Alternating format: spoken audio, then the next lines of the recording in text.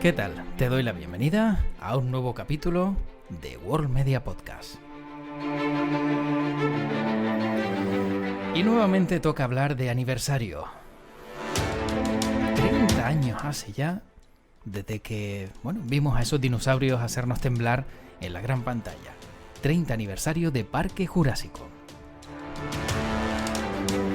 Y claro, hablamos de dinosaurios y uno pues echa la vista atrás y dice, oye, pues mira, me considero un poco dinosaurio porque recuerdo esa película, verla en el cine. Y hombre, a ver, tampoco es que uno sea tan viejo, pero es que 30 años han pasado volando. Y sin duda es una película que aunque haya tenido, pues a posteriori, ¿no? Diferentes ediciones, diferentes versiones, etcétera, etcétera. La primera, como suele pasar con todo lo bueno, es la que recuerdas con mayor claridad. Bueno, y como siempre de este aniversario y del mundo del cine vamos a hablar con nuestro buen amigo Manu Díaz, que nos trae seguro mucho al respecto sobre Parque Jurásico.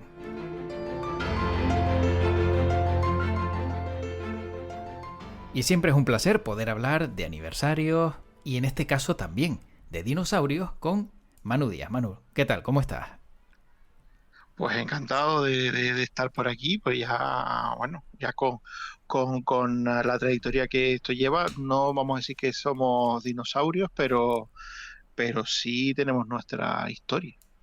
Sí, la verdad que mejor decir que tenemos nuestra historia a decir que somos dinosaurios, porque eso ya suena todavía más viejuno todavía, ¿no?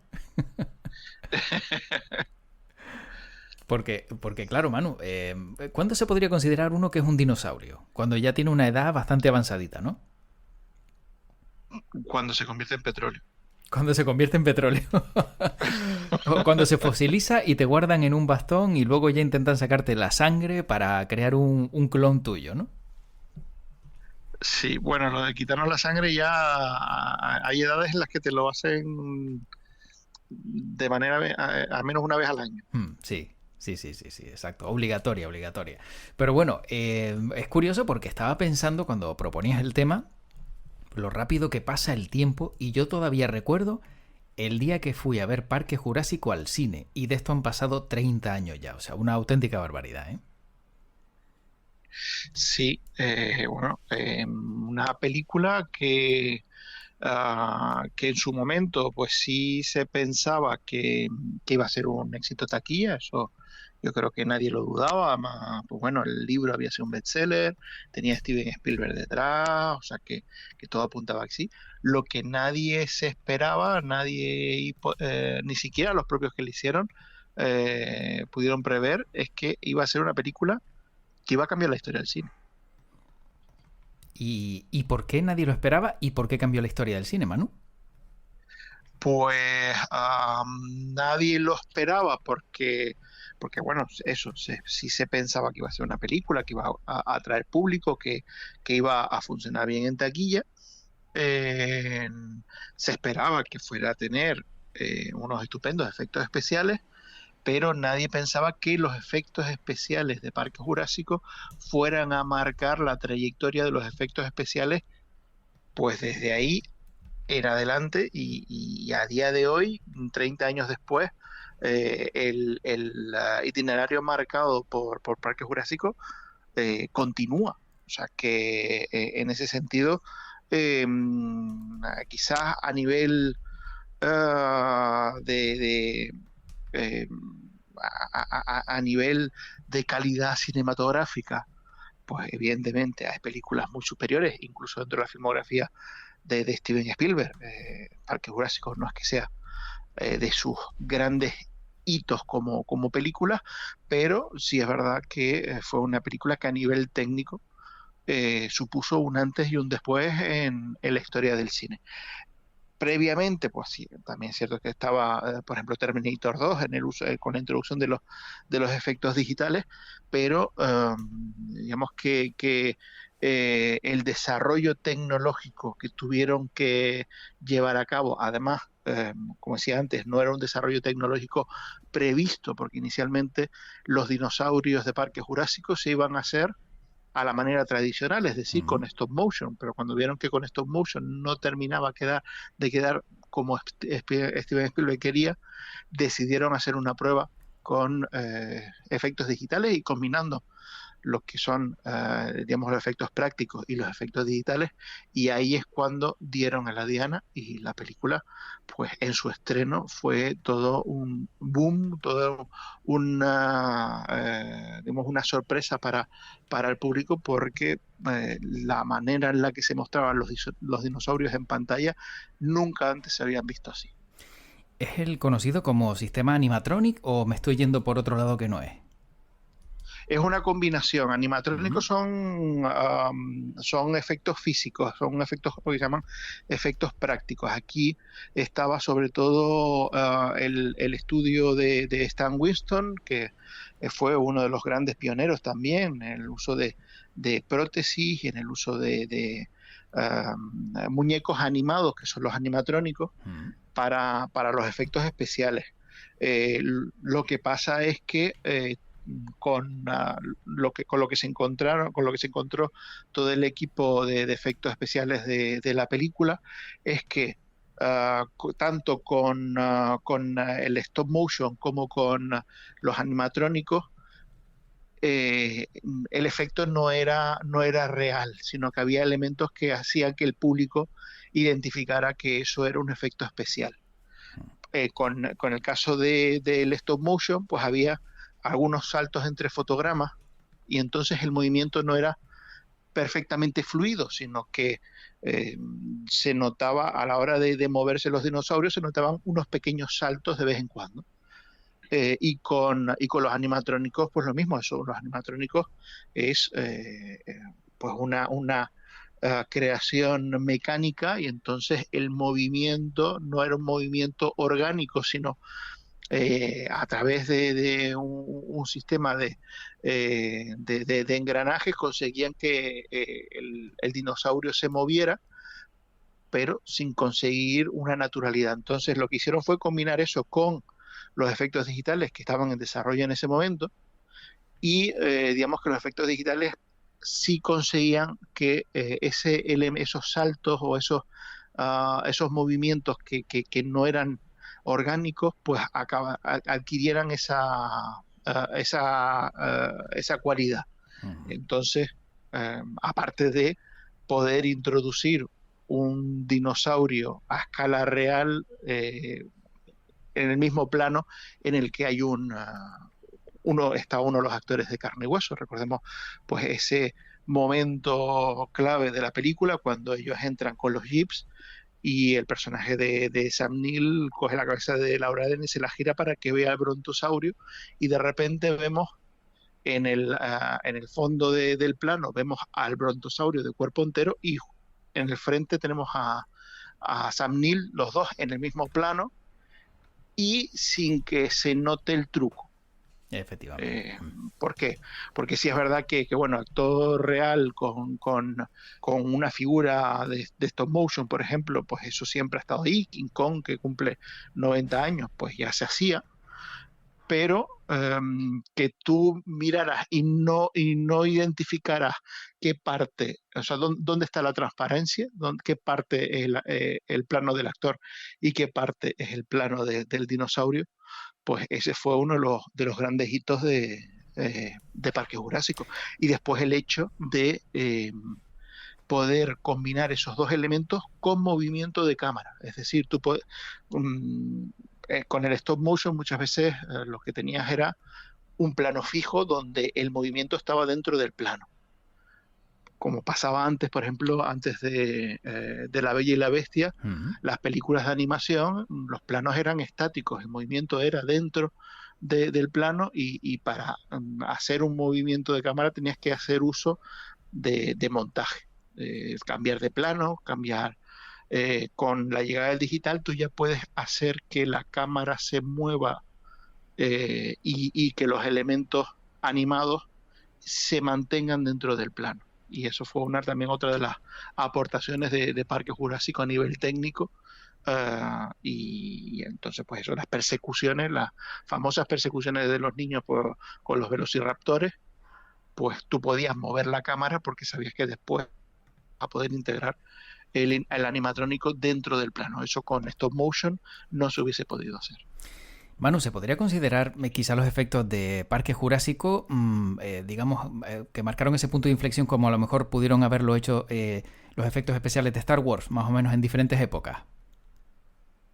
Sí, sí, perfectamente. Además es curioso porque muchos de los profesionales que lograron el hito de los efectos especiales de Star Wars son los profesionales que trabajaron en Parque Jurásico. Vale. Porque estamos hablando de ILM, Industrias Light and Magic, que fue la empresa que creó George Lucas para los efectos especiales de Star Wars, que durante, pues, digamos, finales de los 70, los 80 y gran parte de los 90 fue la empresa de efectos especiales puntera en Hollywood, y evidentemente ellos son los que dieron el paso de gigante que supuso para efectos especiales la primera trilogía de Star Wars, y son también los que generaron el paso de gigante en efectos digitales que supusieron tanto Terminator 2 como Parque Jurásico. Luego la pregunta, Manu, es, claro, viendo cómo lo has explicado y realmente conociendo, ¿no?, cómo funcionaban esos dinosaurios, ¿el coste no fue demasiado elevado para lo que podía recaudar la película? ¿No había temor a lo mejor de hacer una gran inversión en efectos especiales para luego quizá a lo mejor pues que la película no acabara de gustar por el guión, por los actores? Se habló incluso de Harrison Ford, ¿no?, para el papel principal, y luego pues claro, todos esos rumores a lo mejor podían haber hecho que la película no fuera un éxito como el que fue. ¿El dinero invertido realmente se intuía que iba a ser recuperado? Hombre, siempre hay riesgo. Uh-huh. Eh, pero en este caso el riesgo era mínimo. Había elementos que vaticinaban que era extremadamente difícil que la película no fuera un boom en taquilla. Lo que mencionábamos antes, Parque Jurásico es un libro escrito por Michael Crichton, que era uno de los autores de bestseller de ciencia ficción, uh, no de los mejores escritores, pero sí de los que más vendían. En concreto, Parque Jurásico era una de sus novelas más vendidas. Encima una novela con dinosaurios comiéndose gente, que la iba a dirigir el director de Tiburón, que desde Tiburón no hacía una película de bichos gigantes.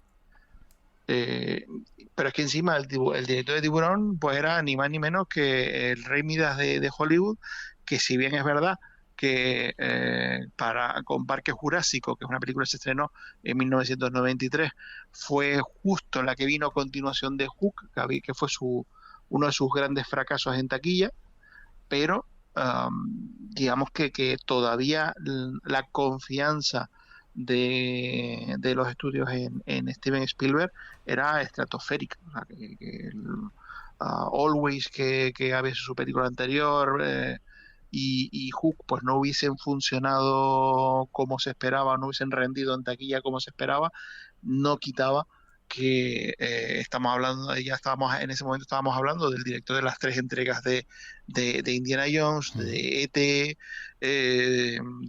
y por supuesto Tiburón. Así que la confianza en que la película iba a funcionar era prácticamente ciega. Y después, pues bueno, es verdad que también era una película que estaba prevista estrenarse en el mes de junio, es decir, si Tiburón fue la película que creó el blockbuster del verano, pues Parque Jurásico iba a ser el blockbuster del verano de 1993, y lo fue en la mayor parte del mundo, con la excepción de España. No me digas, ¿y por qué? Porque en España no se estrenó en verano. Vale. En 1993, en junio, hubo una huelga de dobladores, y todas las películas, se paró el estreno de muchísimas películas porque los actores de doblaje en España no iban a trabajar. Algunas películas, es verdad, que se llevaron a doblar a Francia Mm. con el hándicap de que la voz que acompañaba a los actores no era la habitual. Eso pasó, por ejemplo, con En la línea de fuego, protagonizada por Clint Eastwood, que Clint Eastwood tenía su voz asignada, que era Constantino Romero, y En la línea de fuego pues tuvo que ser otro doblador porque Constantino Romero estaba de huelga. Mm. Si hubiesen esperado, pues Constantino Romero hubiese puesto la voz, pero claro, hubiesen sacrificado, digamos, la estrategia comercial que tenían pensada para la película. En el caso de Parque Jurásico, eh, se planteó el hacer ese itinerario también, el llevar la película a Francia y doblarla en español en Francia, pero se encontraron con un escollo importante. Recordemos que la película, el personaje de John Hammond, el multimillonario que crea el parque Jurásico, estaba interpretado por el veterano Richard Attenborough, que Mm. no solo es un actor muy conocido, también es un cineasta muy conocido, director de Gandhi, de Grita Libertad, son un artista de luego con un gran prestigio, británico, y como buen británico con un odio visceral a los franceses. Entonces dijo que se negaba rotundamente a Mm. que un francés le doblara en español. Tremendo, ¿eh? Que Tremendo. bueno, que el doblaje se hiciera en Francia para Francia, pues no le quedaba otra que aceptarlo. Pero Ujú. que además encima en Francia hicieran el doblaje para España, se negó rotundamente. Y la película, pues como digo, en vez de estrenarse en junio, a principios de verano, se estrenó el 30 de septiembre, ya fuera de la ventana del cine veraniego. Aún así, en España fue un éxito, Mm. Sí, sí, sí. pero no fue un éxito de verano. Claro. Manu, y para ti de estos 30 años que han pasado, si ahora mismo, por ejemplo, pongamos el caso, esa película, Jurassic Park, la primera de todas, se estrena a día de hoy, ¿sería el mismo éxito? Teniendo en cuenta cómo fue en la época y ahora teniendo en cuenta también que si la ves, a lo mejor los efectos no han pasado tan de moda, ¿crees que sería igual de impactante? Pero igual de impactante existiendo un precedente, o sea, en el contexto actual donde sí existe Parque Jurásico y donde ha habido muchas películas No, no, no, no, no. que se han desarrollado a partir a partir del modelo de Parque No, Jurásico. no, no, no, no. Que esta fuera la primera y no hubiera, vamos, que no hubiese habido en estos 30 años ninguna película de dinosaurios. Que se estrenara ahora, pero en las mismas condiciones que se estrenó hace 30 años. Sí sería igual de impactante. Por supuesto. A ver, el Parque Jurásico, de hecho, existiendo Parque Jurásico, un Parque Jurásico visto hoy en gran pantalla, los efectos no se notan. Claro. Porque, eh, porque tiene un elemento que hace que la película no haya envejecido tanto, y es que no son efectos digitales 100%. Es esa combinación que decíamos antes entre el efecto práctico y el efecto digital. Entonces, los efectos prácticos no envejecen tanto como los efectos digitales, porque los efectos digitales en estos 30 años han tenido una gran evolución y nuestro ojo se ha educado a identificarlo, pero esa combinación de efecto práctico y efecto digital todavía engaña a la vista. ¿Qué es lo que sucede? Que en estos 30 años, por supuesto, las texturas, o sea, lo que es puramente digital se ha mejorado, y lo que se ha hecho es multiplicar el número de dinosaurios por película. Hmm. Aquí, al final, si cuenta, realmente no salen tantos dinosaurios. O al menos no salen tantos dinosaurios con, digamos, una presencia protagonista en pantalla. Pero están bien diseminados y claro, al ser la primera, pues claro, cuando ya se te estaba yendo el efecto de asombro del primero, te llegaba el segundo. Claro. Eh, a día de hoy, si vemos, por ejemplo, las últimas entregas de la saga, de la trilogía de Jurassic World, muy probablemente dentro de 10 años los efectos de Jurassic World van a estar más desfasados que los de Parque Jurásico, en el sentido de que habrán envejecido peor, eh, pero es una película que tiene más bichos en pantalla. Mm. Entonces, el valor acumulativo, pues es algo que quizás, en este caso, si la película Parque Jurásico, la primera, para el público actual, funcionaría peor en el sentido de que el público a lo mejor no se sentiría tan satisfecho con el número de dinosaurios que aparecen en pantalla. Claro. Le parecería que es poquita cosa, pero no por la calidad de los efectos.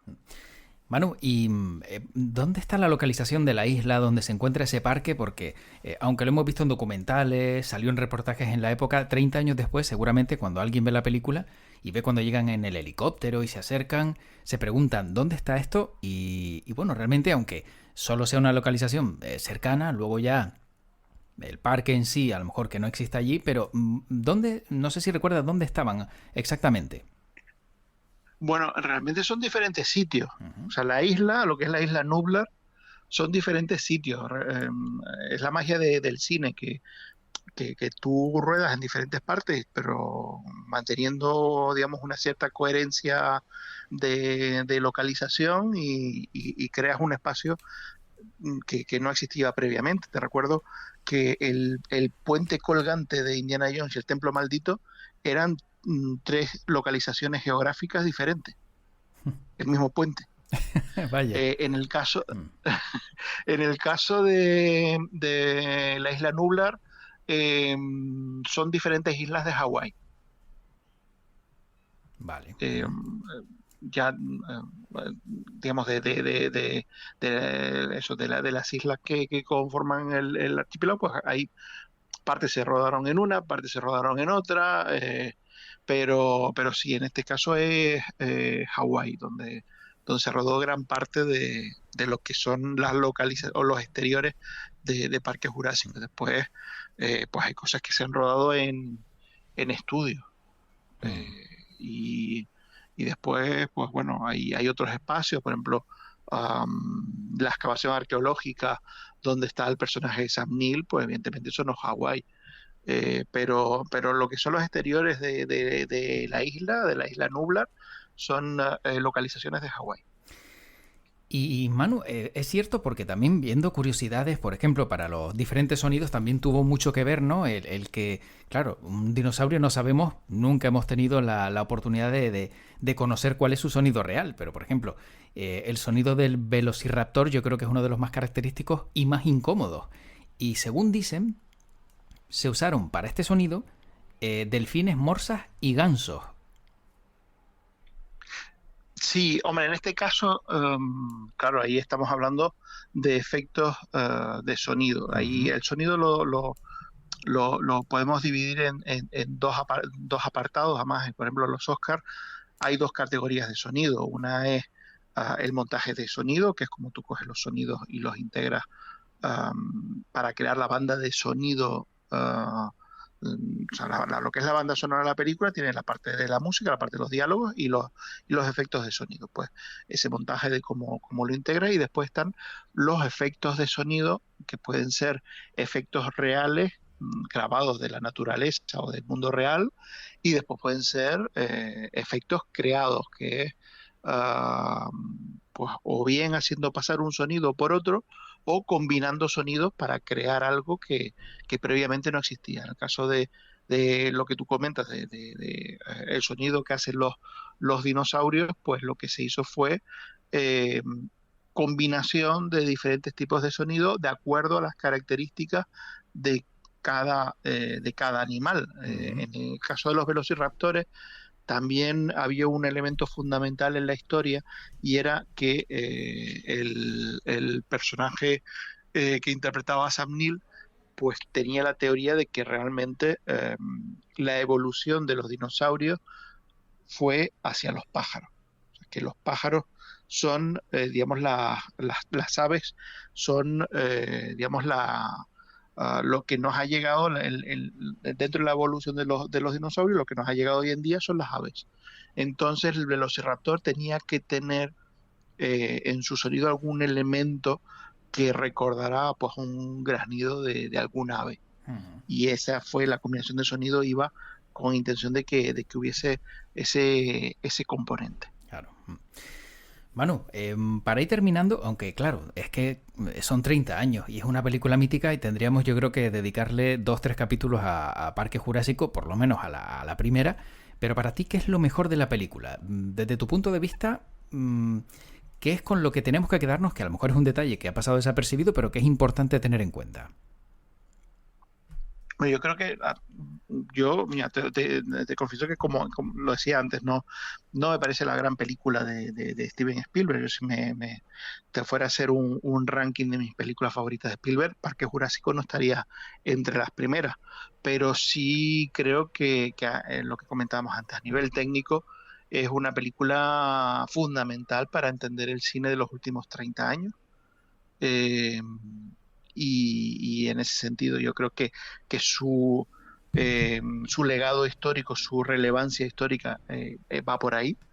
Eh, y, y después, eh, claro, es una película como pasaba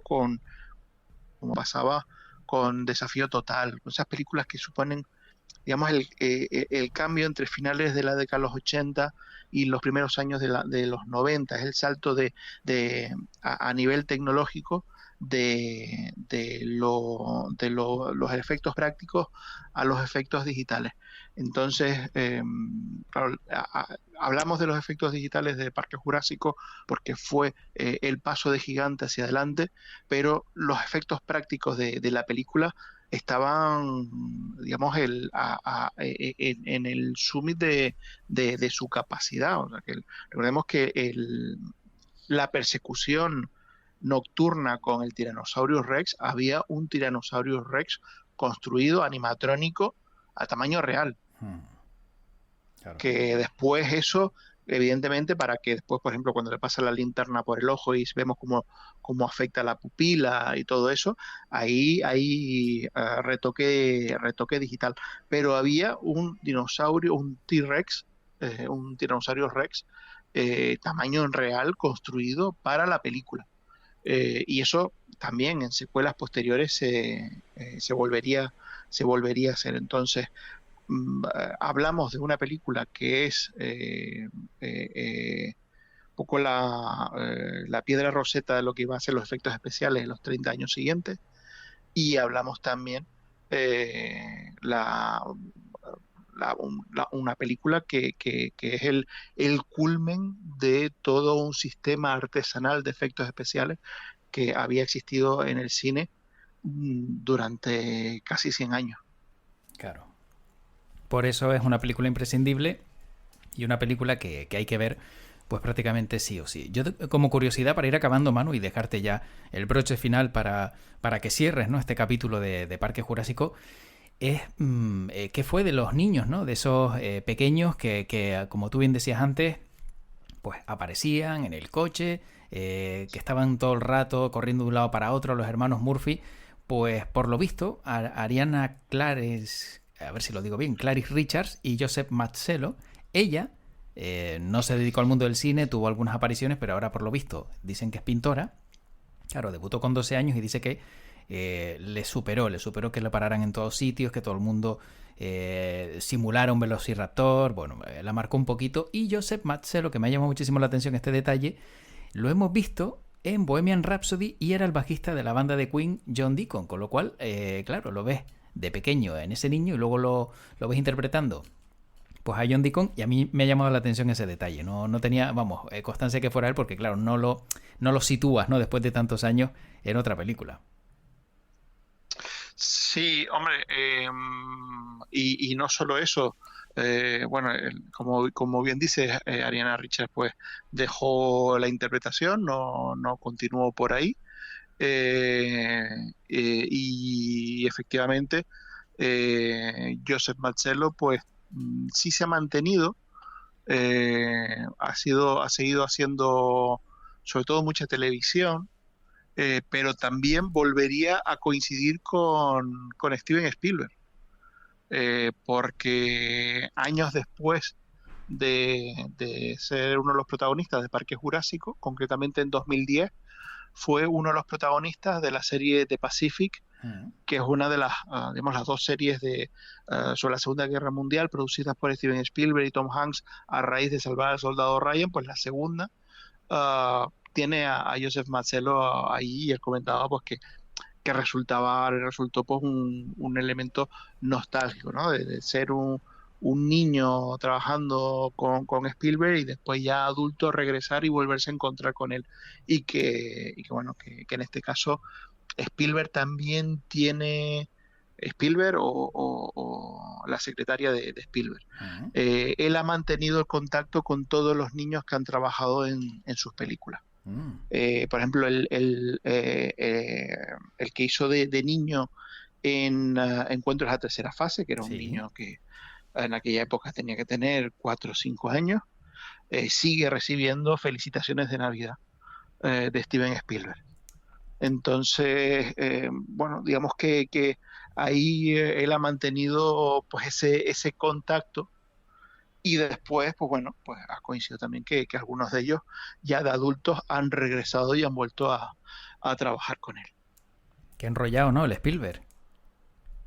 Sí, bueno, no sé, algún día saldrá sí, algo malo. la crónica negra de Spielberg, pero a día de hoy es verdad que es un cineasta que su estela es la de alguien, aunque es un director y un productor sobre todo de muchísimos éxitos, y que digamos sus películas son hipertaquilleras y demás, pero sigue manteniendo esa estela de alguien que se dedica al cine porque le gusta y sigue teniendo esa magia de contar historias a través de la imagen.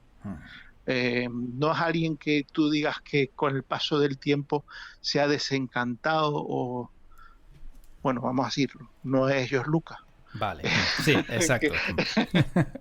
que es alguien que empezó por el amor al cine y al final pues fue devorado por sus intereses más económicos. Bueno, Manu, como último detalle importante, si quieres resaltar algo de Parque Jurásico en 30 segundos, ¿qué sería? Pues un elemento anecdótico, ya que estamos hablando de los efectos prácticos. El Tyrannosaurus Rex se construyó en los talleres de Stan Winston, pero la secuencia no se rodó en los talleres de Stan Winston. Por lo tanto, había que trasladar al Tyrannosaurus Rex del taller al plató donde se rodó la secuencia. Así que lo organizaron todo para una noche ponerlo en una grúa y trasladar a ese Tyrannosaurus Rex hasta el plató, intentando que nadie lo viera. Pero claro, imagino que alguien que a lo mejor saliera a conducir de noche, pues a lo mejor si estaba por alguna carretera paralela o algo, pues podría haber una cabeza de dinosaurio entre los arbustos pasando por ahí. Pero bueno, un elemento curioso, ¿no? Que durante una noche hubo un tiranosaurio suelto por Los Ángeles. Y el susto que se llevaría quien lo vio, vamos, eso también para recordarlo, ¿no? Decir, mira, cosas del Área 51, seguramente, todos los secretos que nos guarda el gobierno, etcétera, etcétera, lo de siempre, ¿no? Pero bueno. Bueno, Manu, la verdad que ha sido un placer recordar otra vez una gran película como es Parque Jurásico, quizá no de las mejores de Steven Spielberg, pero sin duda una película muy necesaria y también imprescindible que hay que ver. Y bueno, a ver si dentro de otros 20 años, cuando se cumplan los 50 años, pues volvemos a hablar, Manu, y podemos contarlo. Ahí sí podremos decir que somos dinosaurios. Ahí sí. Pero todavía no nos habremos convertido en petróleo. No, eso es verdad, todavía no, faltará poquito. Estaremos conservados en ambas. Efectivamente. Manu, como siempre, un placer estar este ratito contigo. Cuídate mucho y, como siempre digo para acabar, que tu podcast te acompañe. Pues larga y próspera vida al podcast. Hasta pronto. Pues como ya te había adelantado, sin duda la verdad es que es un auténtico placer poder disfrutar del mundo del cine, de contarte magníficas historias y hacerlo como siempre con Manu Díaz. Y como siempre sabes que lo único que me queda es recordarte que puedes encontrar toda la actualidad del mundo del cine siempre que veas la carita de Manu Díaz en estos podcasts que encuentras de World Media, en iVoox, Spotify, en YouTube, allá donde nos encuentres en cualquier canal, pues vas a poder disfrutar de estas historias del mundo del cine, también del mundo de la música y otros elementos también de la actualidad de los que hablamos aquí en World Media Podcast. Soy José Luis Martín, te deseo lo mejor y espero encontrarme contigo dentro de poquito en otro capítulo de World Media. Y como siempre digo para acabar, que tu podcast te acompañe. Chao.